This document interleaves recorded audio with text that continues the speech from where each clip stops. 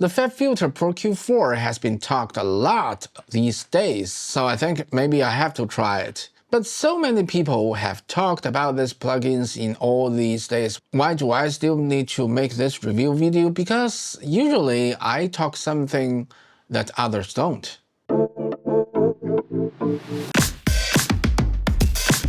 Hey guys, how are you doing? This is King Han Lee, a mixing and mastering engineer. Today let's talk about the new released FabFilter Pro Q4. Okay, usually I don't like to use these kinds of EQ, these auto EQs like from the beginning the SUSI 2, and then there are many this kind of EQ comes out, but I rarely talked about them. Why? Because there's something wrong, I think, or I can say there was something wrong with auto EQs. Let's try with this snare drum. Listen to this snare drum, okay.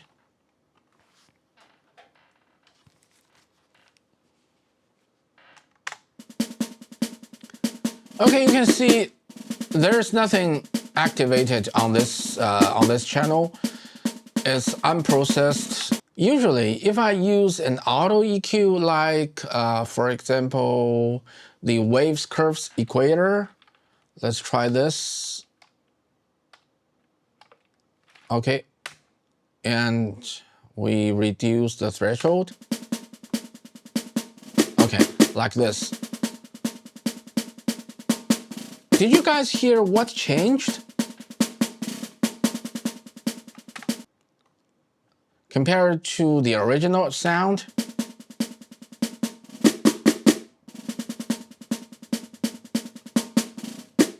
And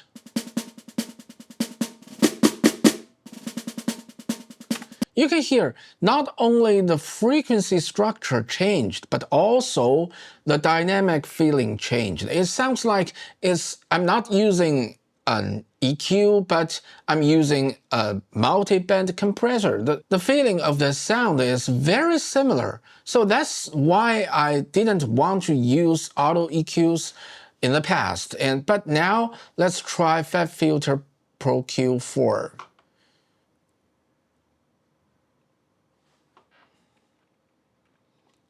Okay, we can see a resonance here, and let's try to reduce it. Okay, you can hear by far. It also sounds like a compressor. This is what Pro Q3 does. But now let's turn on this switch. Did you hear the difference between I use this and this? Can you hear the dynamic change?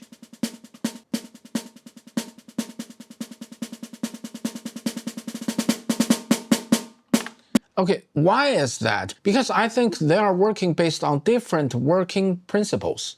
You can see if I use, let's deactivate this plugin. Okay, if I turn off this switch and let's see, the latency of this plugin is only 9 samples, right? But if I activate this plugin, the latency suddenly increased to over 5,000 sample points. Okay, that's why it sounds different.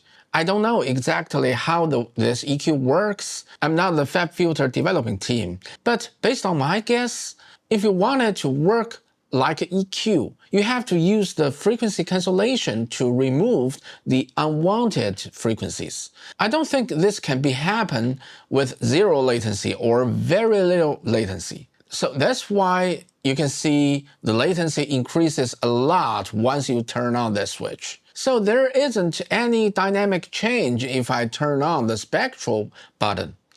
So let's go on.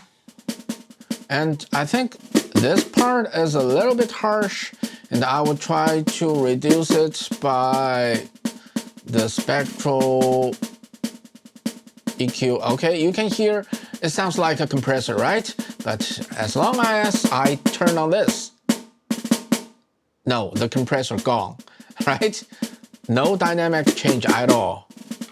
So that's the best part of this EQ. That's the best part of this times upgrade. We can compare with the waves. Can you hear the dynamic change?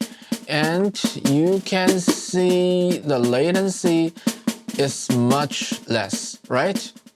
And we can try some other auto EQs like, well, like Baby Audio's, Smooth Operator. This is also an auto EQ. Wow, it sounds bad. Even, no. Can you hear the dynamic change between I turn on or off this EQ? This is totally unusable. I've never used it before actually. And let's try another one. I also reviewed this about maybe a year ago. Still the same. But this one I think it's better because at least it's zero latency. Completely, nine sample points. Okay, you can consider it as zero. This is low latency, but you can get the same result as Waves EQ. Right? But you can still hear the dynamic change between I turn on and off the EQ. Yeah. You can hear it's like it's compressed, but it sounds a little bit better, but still not as good as the FabFilter Pro Q4. This is off and this is on. You can hear there's only frequency change, no dynamic change. That's the best part of this EQ. And now we can do something to finish our EQ.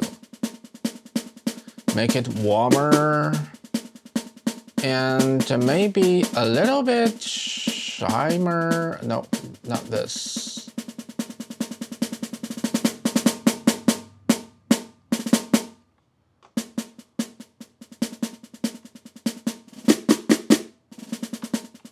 Yeah, let's put it into the music.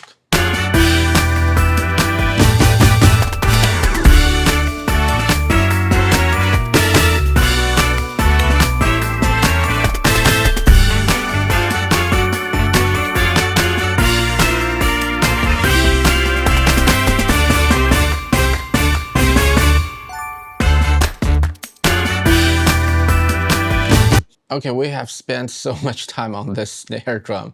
Let's try some other tracks like this bass. And let's listen to it untouched.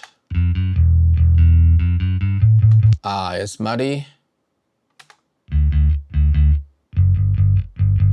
It's not only muddy, but also there's something too bright in it. So let's try to correct it with the FabFilter Pro Q4. And first thing first, let's remove the muddy part. And if I use this dynamic EQ directly, you can hear it sounds like a compressor is. And then I turn on the spectral button. And I like to make it wider.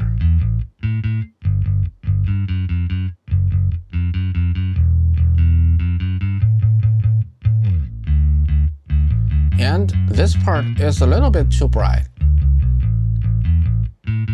Also, okay, I turn on the spectral. Wow, sounds so good. So damn good. And then let's finish this EQ. And first of all, I need it to be deeper. And then I need it to be stronger. Strong, but not bright, okay?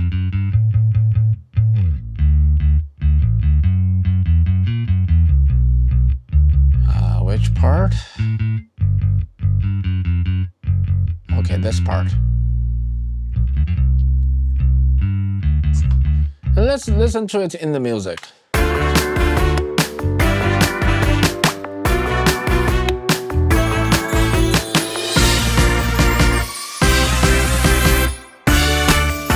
Without EQ,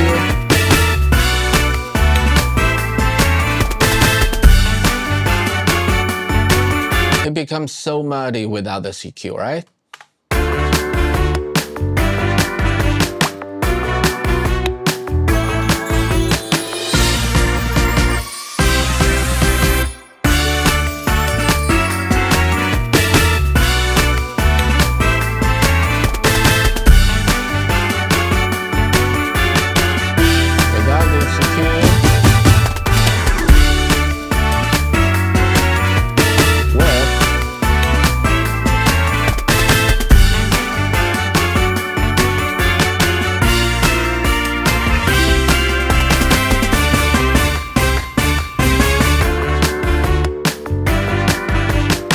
Okay, now let's try another track. Let's try the brass track. Let's listen to it first.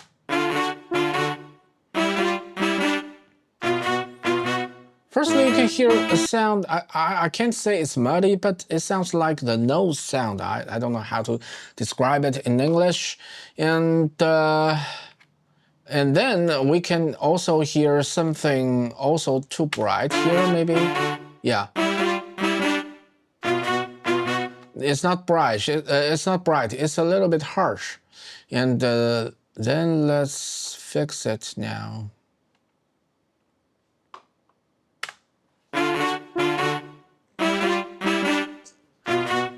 Okay. The nosy part, it should be here. Let's try it first. Yes, it is this part. And then let's turn on the spectral. And make it a little bit wider.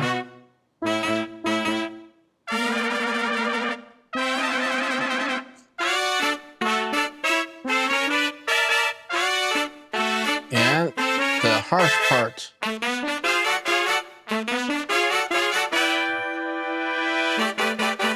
No, not this part. Maybe this. Yeah, this part. And let's turn on the spectral.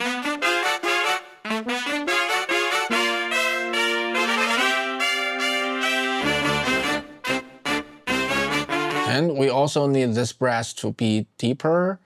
And also stronger.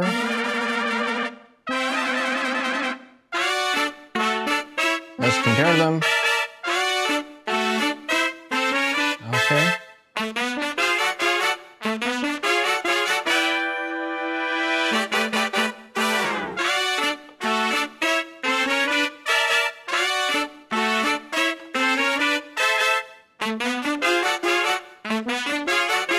And let's listen to it.